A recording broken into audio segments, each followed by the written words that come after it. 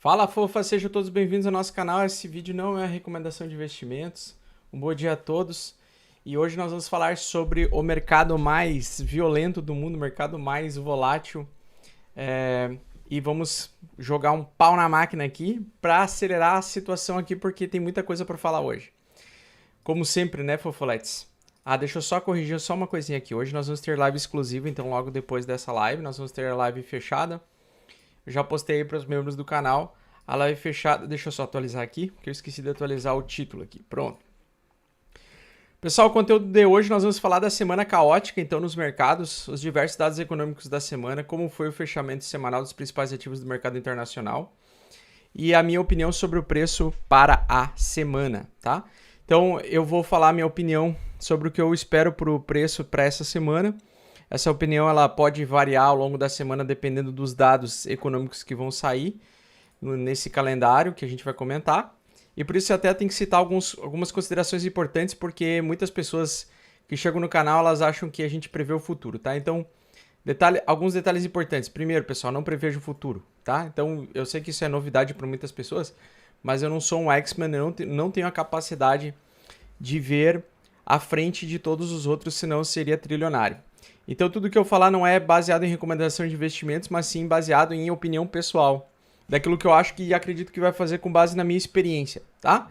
Então, não use esse vídeo como call de compra ou venda, tá? Então, apenas vou expressar minha opinião com o contexto que eu vivo. Basicamente é isso.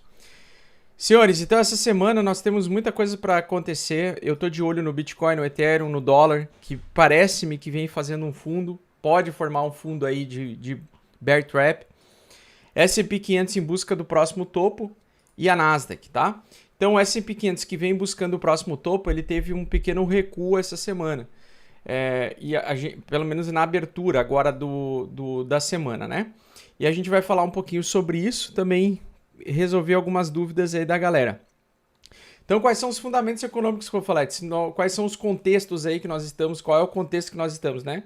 O contexto segue sendo de bear market, então um mercado completamente sangrante, um mercado completamente em tendência de baixa, ainda em todos os ativos de risco. Calendário promete muita volatilidade, então para essa semana, pessoal, esperem por volatilidade, tá? O mercado e os preços eles vão volatilizar. Pode ser sim uma boa semana para prover liquidez nos mercados, porque quanto mais volume, mais volatilidade você tem, mais movimentação de criptomoedas o mercado tem, mais taxas você ganha. Então é um período que pode supostamente ser bom, caso você tome decisões corretas em fazer algumas piscinas de liquidez. E um detalhe importante, o VIX, a volatilidade do S&P 500, ela promete subir. Então ela bateu um fundo, promete subir. Com a volatilidade, quando a volatilidade do S&P 500 sobe, os mercados de risco, eles sobem também. Só estou ajeitando aqui um pouquinho o microfone, que ele está me incomodando um pouco aqui. Semana passada, nós tivemos reservas de gás da União Europeia em 94%. Isso pode impactar de forma adversa diversos dados econômicos para essa semana. E a gente comentou na semana passada também sobre os protestos da China, né? Na empresa da Apple, que já evoluiu para outras empresas. Já está aparecendo aí centenas de vídeos no Twitter e nas mídias sociais mostrando que os chineses estão literalmente soldando as pessoas para ficarem dentro de casa para fazer o suposto aí afastamento social obrigatório lá, o que vai afetar toda a nossa cadeia produtiva. Além disso, na semana passada nós comentamos também sobre nós estamos vendo o mercado como um todo igual o Burj Khalifa, né, como um prédio que tem na sua base a maior parte do capital.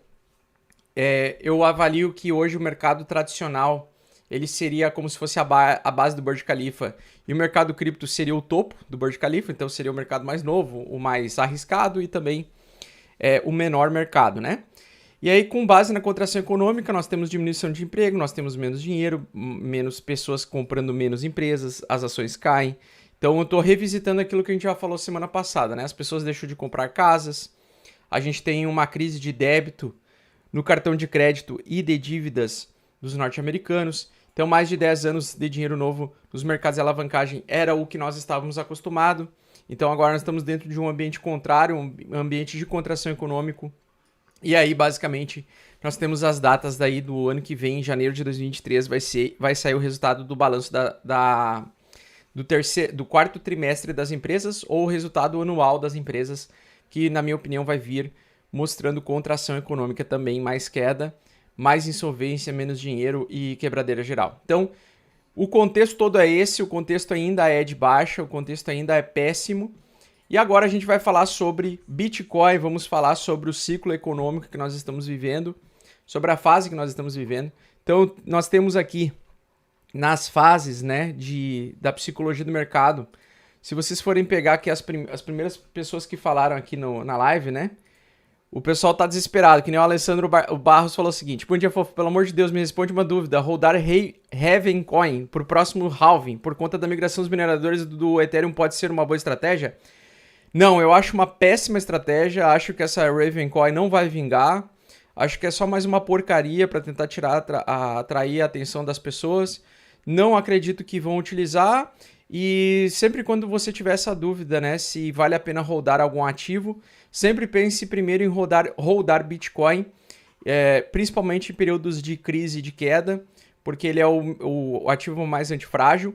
Os outros são todos especulativos, protótipos, que não são produtos prontos, não tem tecnologia nenhuma pronta, tudo é feita às coxas, tudo é um Ctrl-C, Ctrl-V do Bitcoin, e eles dependem da emoção, né, de trazer e demanda para essa cripto, para ela subir o preço. Como eu acredito que a Ravencoin não vai subir de preço no futuro por muito tempo, talvez suba um pouco, mas não acredito que ela vai ser o novo auge aí, ou vai ser a mais utilizada, eu ficaria de fora dessa Ravencoin, e eu acho uma péssima estratégia fazer a compra de altcoins agora e ficar holdando, porque a gente não sabe quais são as altcoins que vão sobreviver a essa crise que nós estamos passando e o cenário de contração econômica que nós estamos passando, tá? Além disso, eu queria só falar o seguinte, ó. Então o Bruno chegou aqui gritando, né? Binance acabou de movimentar 127 mil bitcoins para carteira anônima, meu Deus, cuidado! Relaxa, cara, tá? Isso aí não representa venda mercado, isso é só uma transação entre carteiras. Nunca um dado desse para mim foi importante, foi relevante. Para mim o que importa é o que o preço está acontecendo. Mas a tua presença aqui mostrando medo e desespero me faz acreditar que nós estamos aí evoluímos para uma das fases que é a fase de pânico, que é a fase que, na minha opinião, nós estamos vivendo agora, beleza? Semana passada também teve gente falando, a WBTC tá perdendo a PEG, meu Deus, tá perdendo a paridade com o Bitcoin, vai cair, do infinito, a FTX mintou 100 mil Bitcoins, que é o Bitcoin da rede Ethereum, e não sei o que, blá, blá, blá, blá, blá. Pessoal, cuidado, né? Nós estamos na fase de desespero, onde um monte de gente vai aparecer aqui desesperado, falando um monte de bosta e asneira. Então não se assustem com essas coisas, isso é normal, vai ter gente falando, como o autor aqui, ó, esse autor aqui falando, ó, o Nouriel Robini. Ele até pode estar correto em relação à Binance, ele falando que a Binance é a mesma coisa que a FTX, mas muito pior. Eu concordo em partes com ele, porque eu vi aquele Launchpad, que é a plataforma de lançamentos de tokens. A gente sabe que esses tokens são tudo umas porcarias, que não servem pra porra nenhuma, que são projetos de empresas que querem fazer você ganhar dinheiro usando um aplicativo, correndo na rua, comprando NFT. Eu acho legal as inovações, acho legal a indústria tentar encontrar uma inovação pertinente, que realmente traga uma inovação legal, mas a maior parte são ideias imbecis, ideias idiotas, como essa ideia de você comprar um tênis de NFT e sair correndo e ganhar dinheiro correndo, tá? Eu acho que não existe mercado de longo prazo que sobreviva a um aplicativo desses, até porque a indústria de aplicativos ela é extremamente concorrida, porque qualquer cabeçulinha em uma semana com um cursinho aí de 5 horas consegue fazer um aplicativo e desenvolver um aplicativo para iPhone e para Android. Então eu acho muito complicado essas promessas, e aí eu acredito que a Binance, por ter feito muito disso, né, plataformas de lançamento, com tokens, e aí com certeza a Binance, tenho certeza que ela deve ter recebido uma participação dos tokens que ela lançava nesses launch pool, E aí, lógico que ela vai se beneficiando das altas temporárias por causa do ânimo dessas pessoas que não sabem o que estão comprando. Pessoal, eu posso ser bem sincero o que as pessoas estão comprando? As pessoas estão comprando uma narrativa. Então, no mercado cripto é o seguinte, tudo é um lixo, tirando o Bitcoin, e a única coisa ainda que é mais ou menos assim, que dá pra gente ter interesse é Ethereum, tá? O resto tudo tem que se provar no tempo, o resto é tudo uma porcaria, o resto tudo é um protótipo, o resto tudo trava, o resto tudo foi criado para tirar o teu dinheiro, o resto tudo é para especular o mercado, o resto é tudo só para isso, só serve para essas coisas, tá? Então, não vai existir um novo Bitcoin, esquece essa merda, esquece, eu vou encontrar o novo Ethereum, não vai acontecer, pelo menos não agora, pode ser que aconteça depois no futuro, mas não agora, não é o que a gente vê no mercado. O que as pessoas querem comprar? Um nome e token lá. Eu quero comprar o token X ou o token Y. Cara, tu tá comprando uma narrativa, tu tá comprando uma promessa, tu tá comprando uma ideia. E aí tu tem que avaliar se vale a pena você pegar todos os recursos financeiros da sua vida, da tua família, e colocar tudo numa ideia de uma pessoa que você nem conhece, que você nem sabe que tu existe, tá cagando e andando pra você, e só quer te vender uma narrativa ou uma ideia de uma startup, tá? Então, o que acontece? A maior parte do mercado cripto vai ter um enxugamento ainda. Eu acho que nós temos altcoins ainda para cair mais 90% dos 90% que já caiu, tá? Não acho que elas vão conseguir se manter, não acho que elas vão sobreviver. Muitas delas vão sumir do mapa, muitas empresas vão vender a mercado ainda as suas reservas para pegar o lucro que ela conseguiu vivendo no final do bull market. E se você pensar numa coisa assim, cara, isso aqui é um copo d'água, certo? Eu posso comprar um copo aqui, ó, na Fubra, eu posso comprar esse copo da Coca aqui por 15 reais. Ele é tangível, eu consigo tocar nele, ver a utilidade dele, utilizar ele todos os dias, e ele tem uma demanda. Esse copo tem uma demanda que é um produto que realmente é funcional. Para mim, o único produto funcional do mercado é o Bitcoin mesmo, tá? E o Ethereum ainda tem que se provar. O Ethereum vem passando aí por algumas experiências de carteiras que traz uma experiência parece-me, de centralização, tá? Ou de aproximação com o Estado e tudo mais. Então, de fato, mesmo o único instrumento verdadeiro que está pronto, que você pode usar hoje e pode confiar nele é o Bitcoin. O resto tudo tem que se provar no tempo, beleza? Então não compre narrativas, eu vou comprar um token RC20. Você está comprando e gastando dinheiro, comprando um código de 256 bits na rede Ethereum, tá? É isso que tu tá comprando. Tu tá comprando a porra de um código de programação de 256 bits que não serve e não vale pra bosta nenhuma na maioria das vezes. Então não acredite nessas narrativas que as pessoas inventam para tentar fazer o ativo ter valor que não tem. Beleza? Muito bem, senhores, vamos lá. Então vamos lá. Aqui, ó, Binance, tá? O cara tá falando sobre a Binance ser muito pior que a FTX, e isso pode realmente acontecer por causa daquelas launch pool. Nós estamos na fase, senhores, aqui, na fase de contração econômica ainda. Os PMIs toda semana estão indo com essa narrativa. Caralho, cara, que saco. Por que ele não tá deixando eu produzir aqui o meu conteúdo, o meu canetão aqui? Cadê meu canetão? Então não tô conseguindo usar o canetão aqui. Bom, então nós estamos na fase, na minha opinião, na fase de pânico agora, tá? Porque tem muita gente aparecendo, demonstrando pânico, né? Nas mais mídias sociais diversas aí. Acredito que nós vamos ter mais um ano pela frente. Então essa fase de euforia, de chegar na fase de complacência, que foi na fase ali em janeiro, né? Desse ano a gente chegou na fase de complacência. Nós passamos pela fase de ansiedade, delírio aqui, a capitulação. Acredito que nós estamos nessa fase de capitulação. Um misto aí de emoções e pânico, tá? Então acho que pânico agora ele tá se formando cada vez mais as pessoas aparecem aqui para comentar desesperadas sobre situações, sobre coisas que elas estão enxergando, para acreditar, para somatizar a ideia de que o mercado, que o Bitcoin vai buscar os $3.000. E sim, é possível o Bitcoin buscar os $3.000 se todo mundo começar a vender a mercado hoje, ele busca os $3.000. Mas eu acredito que não vai ser esse o comportamento dos investidores de criptomoedas, principalmente daqueles que sabem do que estão comprando, tá?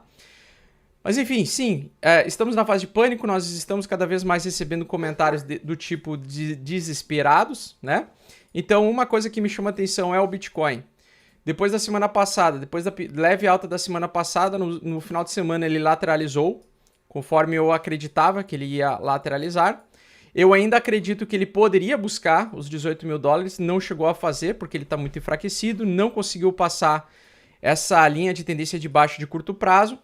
E pode sim acontecer ainda um rompimento de alta, ainda pode ser isso aqui pode ser um pullback para o preço continuar subindo para buscar os 18 mil dólares, que é o suporte, que é o próximo suporte que foi perdido, para agir como resistência. Então pode sim acontecer, mas ficou um pouco mais difícil porque nós tivemos 4 barras consecutivas de baixa depois de fechar o final de semana em lateralidade. Então a barra semanal fechou com uma tentativa do mercado reverter. Me parece que no semanal ele quer continuar caindo, a tendência no semanal segue sendo de baixa, média 8 semanal apontando para baixa. Então a minha probabilidade maior ao longo da semana é acreditar que o mercado vai continuar caindo. Se subir, será por efeito econômico, por enfraquecimento do dólar e para buscar os 18 mil dólares como resistência e testar e liquidar os apostadores de baixa que podem, porventura, estar entrando em operações apostando na baixa, colocando ordens de stop aqui em cima, que poderia motivar um short squeeze de curto prazo para chegar nesse suporte aqui. Mas, ao que parece, né, com 4 barras consecutivas de baixa, eu tenho que aumentar a probabilidade de baixa, porque quando passa de 3 barras de baixa consecutivas, principalmente acompanhada de lateralidade e pouco volume, se eu acreditar que o rompimento vai acontecer em breve por conta do volume, da volatilidade apertada ao longo desses próximos dias e próxima semana. E essa é uma semana, pessoal, do calendário econômico com vários dados econômicos que podem afetar a velocidade do mercado. Então não é só um dado econômico. Todos os dias praticamente dessa semana vão ter algum dado econômico importante que vai direcionar o mercado. Então isso pode trazer uma porrada, né? Então pode trazer o pico de volatilidade um pouco maior de novo, tá? Então, assim, ele já completou o Smart Money, ele fez já a missão de voltar para metade do triângulo simétrico, tocar e voltar à tendência de baixa. Eu ainda acredito que sim, poderíamos subir até os 18 mil no curto prazo, mas ficou mais difícil por conta do fechamento semanal e 4 barras consecutivas de baixa. Fora isso, nós temos também, no caso do Ethereum, ainda o não reteste do fundo, que eu acredito que vai acontecer. Então, eu acredito que o reteste desse fundo aqui vai acontecer, dos 800 dólares. Eu já estou pronto e preparado para recomprar Ethereum a valores abaixo de 1.000 dólares. Dessa forma, eu tomei a decisão de hoje cedo ficar completamente dolarizado, 100% dolarizado, sair da posição de 80% dolarizado e 20% comprado. Fiquei 100% dolarizado, aguardando para recomprar esse fundo e tentando aumentar a minha quantidade de Ethereums, aproveitando um possível bear trap ou o que pode acontecer ao longo dessa semana, tá? Então, à medida que eu vejo o enfraquecimento e aceleração da tendência de baixa, eu acredito na tese de que o Ethereum vai cair até esse fundo aqui e possivelmente fazer o bear trap, fazer a armadilha urso. E essa é uma semana que, como tem vários dados econômicos que podem ir contra ou a favor da contração econômica, nós temos base fundamentalista e econômica para tentar capturar um grande movimento de volatilidade. Eu acho que vai vir porrada por aí, pela frente, tá? E o detalhe todo é o seguinte: a gente fez então a tentativa da barra de inversão na semana passada, ele não conseguiu fechar acima da barra anterior, então isso aqui não é uma barra de inversão ainda, é uma barra de continuidade de baixa, é uma barra de pullback para o preço continuar caindo, é como se a tendência continuasse em queda. Então essa barra aqui ela não agiu ainda como uma barra de reversão. Então, como ele tem uma barra aí de continuação de baixa, ficou uma inside bar abaixo dessa outra barra aqui. Eu acredito que essa semana pode ser uma semana de movimento explosivo. E se eu fosse apostar em explosão para um dos lados, eu acredito que ele tem probabilidade maior de vir baixa, tá? Porrada para baixo. Eu acredito que nós vamos vir a retestar aquele fundo anterior ali. Além desses fofoletes, nós temos o dólar. Então, o dólar ele vem no gráfico semanal fazendo continuidade de baixa, porém essa barra aqui é uma tentativa de barra de reversão com inside bar Geralmente depois das duas barras seguintes ele tem a reversão no próximo suporte, que age como era resistência, que agora vai agir como suporte. Então acredito que sim, a gente pode segurar o dólar ao longo dessa semana, principalmente dependendo de como vai vir o contexto aí dos fatores econômicos da China e da zona do euro.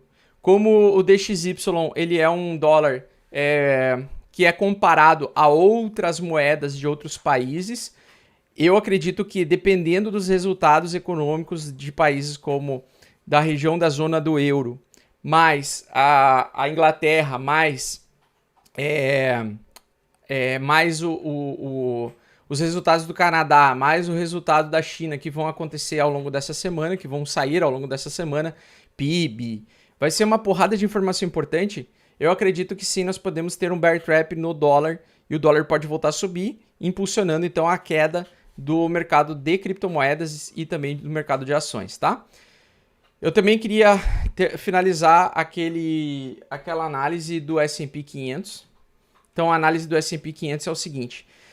A minha ideia era entender a ideia na semana passada, tá? E eu já posso adiantar que o mercado do S&P 500 na tendência semanal segue sendo de baixa, fazendo topos e fundos descendentes ainda. Então, ele vem fazendo topos e fundos descendentes. Nós tivemos um bear trap recente, que foi um fundo verdadeiro formado. E esse bear trap, ele conseguiu entregar um pouco de alta. Porém, pessoal, ele está parando na região 68 de Fibonacci dessa última pernada de baixa aqui. Então, essa é a retração completa.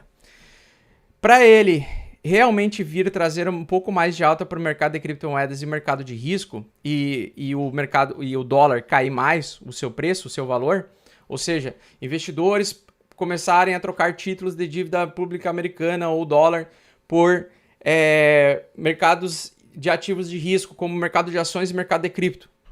A gente precisa que eles troquem, façam isso e que isso se reflita através do rompimento desse topo aqui que ele está tentando fazer. Ele está tentando fazer um topo para continuar caindo, tá? Então ele está tentando andar em onda, fazer um topo, porque aqui na retração ele infelizmente se segurou, por enquanto, né? Então ao longo dessa semana a gente vai ver no fechamento semanal como vai se comportar o preço. Eu não gostei do comportamento do S&P 500 de hoje, por enquanto. Por quê? Porque ele está fazendo um bull trap. Ou seja, ele tocou no topo anterior, exatamente no topo anterior, está rejeitando a resistência da região 68 de Fibo. Isso significa que ele está fazendo um pullback para continuar caindo, tá? Então, se ele perder esse fundo anterior aqui, se ele vir e perder esse fundo anterior aqui, e simplesmente perder os 13.800 do S&P 500, eu vou acreditar que ele vai iniciar uma onda de baixa, uma nova onda de baixa do tamanho dessa daqui, ou até inclusive maior, dependendo do contexto. Como eu estava explicando para vocês, por conta dessa base estrutural aqui que a gente está vendo, que a gente já está vendo essa base estrutural do mercado de criptomoedas e o mercado tradicional, tendo algumas das empresas diminuindo contratações, aumentando o desemprego, e essas pessoas tendo menos dinheiro, eu acredito que nós estamos com um impacto muito forte num dos fatores que fazem os preços subirem, que é o varejo, tá? Que são as pessoas normais que trabalham no dia a dia, pegam o dinheiro do final do mês e jogam no mercado volátil. Então, essas pessoas com menos dinheiro, elas não vão colocar mais dinheiro no mercado, principalmente depois do Q4, que é o resultado do balanço anual das empresas, onde eu acredito que em janeiro vai vir, pela primeira vez, depois de muito tempo, sem muitos rendimentos, ou com rendimento baixo, ou sem rendimento, sem distribuição de dividendos.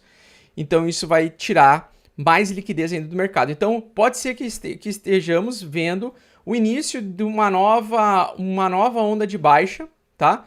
Por conta da falta de dinheiro nos mercados. E no meu caso aqui, eu acredito que para ele conseguir me entregar mais alta, que era aquela alta que eu estava esperando, que eu queria, que eu falei na semana passada, que é a alta do topo anterior, né? Buscar o topo anterior, ele precisa inevitavelmente, inerentemente, ultrapassar essa região dos 4.033 aí pontos do S&P 500 para entregar uma alta contínua, uma alta de respiro do mercado. Se ele não fizer isso, isso aqui é só mais um topo mais baixo para o preço continuar caindo e nós vamos ter um novo pivô de baixa, uma evolução da tendência de baixa e mais uma onda, mais um topo de baixa, tá? Para fazer a reversão majoritária de tendência, a gente precisaria de fato que ele conseguisse romper o topo anterior aqui, voltasse para essa região, se sustentasse e aí começasse a voltar a subir, entregando tendência de alta. Como ainda não aconteceu, eu estou de olho aqui para ver como ele vai se comportar nessa região. E aí tem um detalhe muito importante, ele pode evoluir para uma baixa muito mais forte do que as anteriores, beleza? Uma nova pernada de baixa que pode evoluir para o dobro do tamanho dessa perna ou replicar o tamanho dessa perna aqui e entrar na fase de depressão, tá? Ou ele pode simplesmente voltar aqui, fazer um fundo mais alto do que o fundo anterior, uma perna mais curta, e conseguir fazer o rompimento, e isso daqui forma o pivô de alta, beleza? Então, se no caso for um pouso suave, se a gente acreditasse na narrativa de que a economia vai fazer um pouso suave, a princípio nós teríamos que ver o S&P 500 fazendo um pivô de alta no futuro, em breve. Se a gente acreditar que o mercado vai entrar em depressão e a recessão vai evoluir para mais um ano, a gente pode acreditar em uma nova pernada de baixa mais forte, mais violenta, e infelizmente o mercado não vai lateralizar, como eu gostaria, tá? Então eu gostaria de ver uma lateralização, eu gostaria ainda de ver o S&P 500 buscar essa região para lateralizar, mas ao que parece, ao que indica, se ele fechar o semanal perdendo essa mínima aqui, nós vamos abrir uma nova pernada de baixa e a gente vai ter que ver qual vai ser o tamanho dela. Impossível prever, impossível saber. A única questão é que quando eu vejo um gráfico desse jeito aqui, eu prefiro ficar dolarizado, esperando pelo pior, porque estamos em tendência de baixa. Ah, mas eu pego a média de 8 para cima. Foda-se, a média de 8 é só uma média. Ela não é uma certeza absoluta. Ela é só um setup. Beleza? E os setups eles podem ser modificados ao longo do tempo à medida que mais pessoas utilizam a mesma estratégia. Então você tem que sempre analisar o contexto. É aquela história, né? Qual é o peso das coisas? Primeiro, o peso mais forte, contexto. Então o contexto é mais importante. É mais importante. Ó, contexto é maior, é mais importante do que a tendência, que é mais importante que o padrão gráfico. Tá? Então, o que acontece? Esse é o detalhe aqui que eu ensino. O contexto, para mim, ele é mais importante do que a tendência, tá?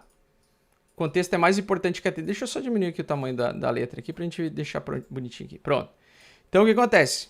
Primeiro você avalia o contexto. Cara, o contexto tá uma merda, beleza? Guerra, Coreia do Norte dizendo que vai lançar que vão criar e desenvolver uma nova arma nuclear mais poderosa do que as que eles já têm.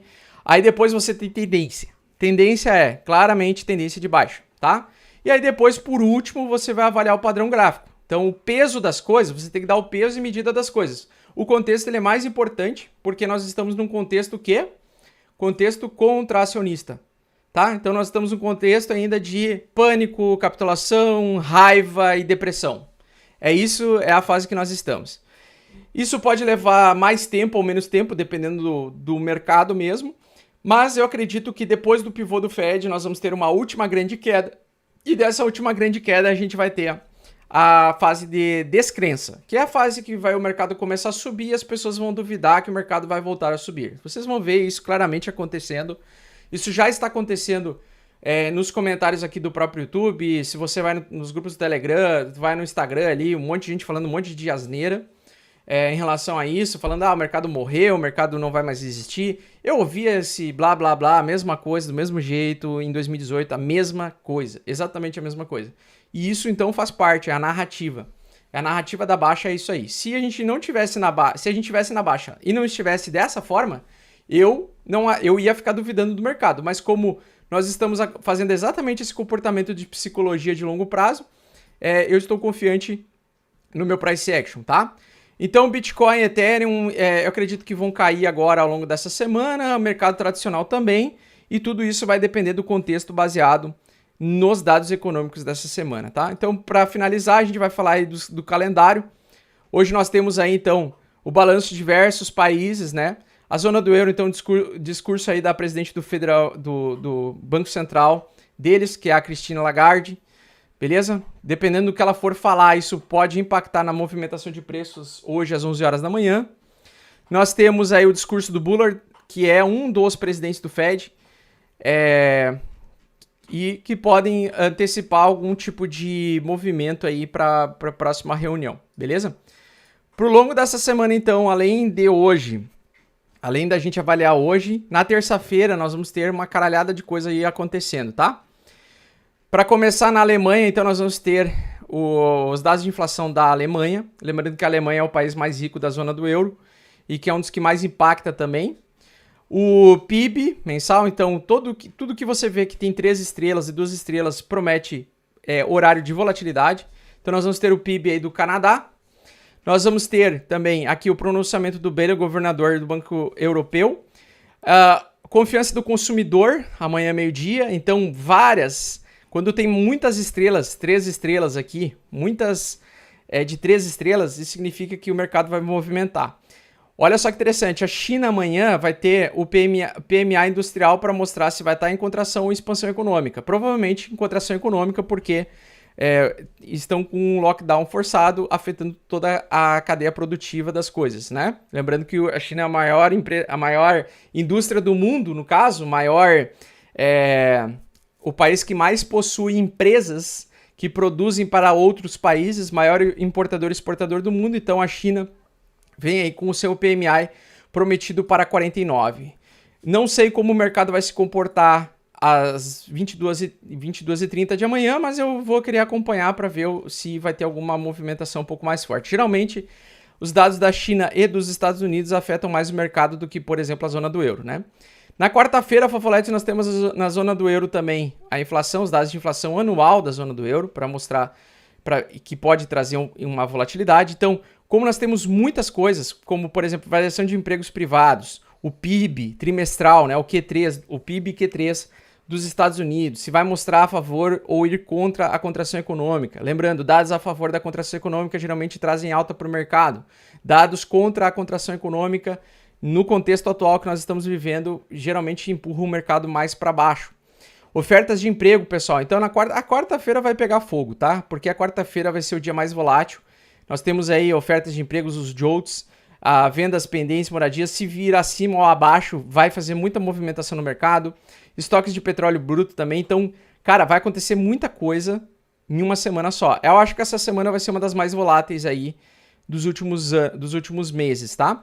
PMI industrial, também da zona do euro, Alemanha principalmente. Núcleo do índice de preços também. Então, inflação, pedidos iniciais por seguro-desemprego. Então, o PCE é a inflação, é a medida base de inflação que o Banco Central americano utiliza para tomar decisões para a próxima reunião.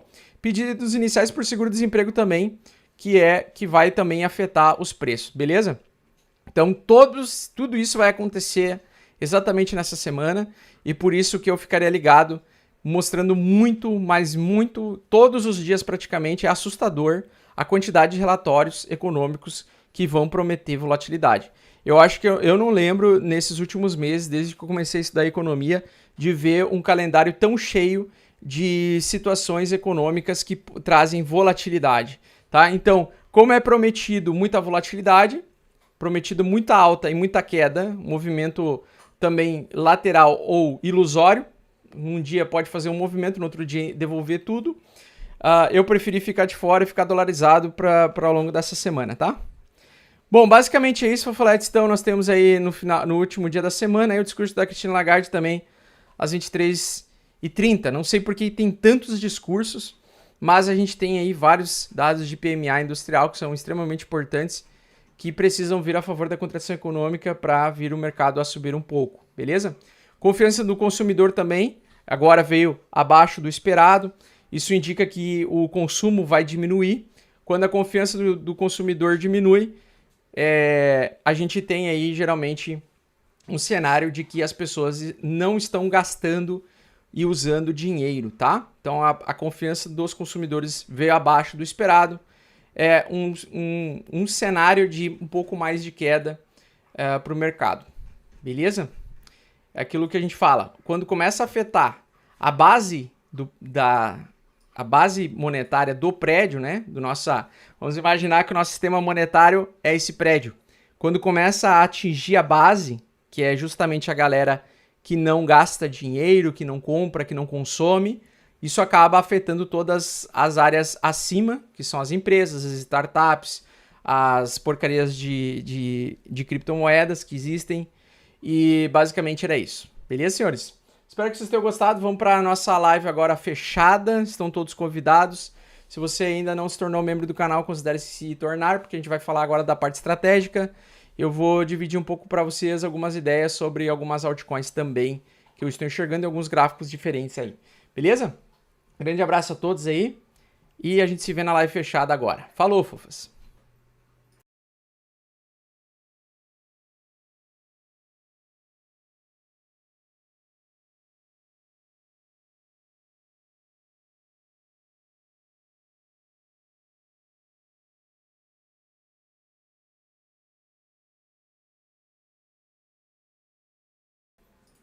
Fala, fofas, vamos começar a nossa live exclusiva aqui, pau na máquina, na tela. Já vamos tocar ficha aqui. E eu quero já colocar o overlay do Premium aqui, porque eu adoro esses overlays. Eu sou bem fresco com essas coisas de overlay aí. Eu acho que fica legal e fica separado as coisas, a gente consegue separar os conteúdos de uma forma mais interessante. Muito bem, senhores, eu quero só vou abrir aqui a tela para ver se está tudo funcionando aqui, se está aparecendo ao vivo, se está funcionando, ou se não está funcionando. Deixa eu ver. Vamos lá. Alô. Vamos ver se está funcionando aqui ou se não está funcionando. É possível que não esteja.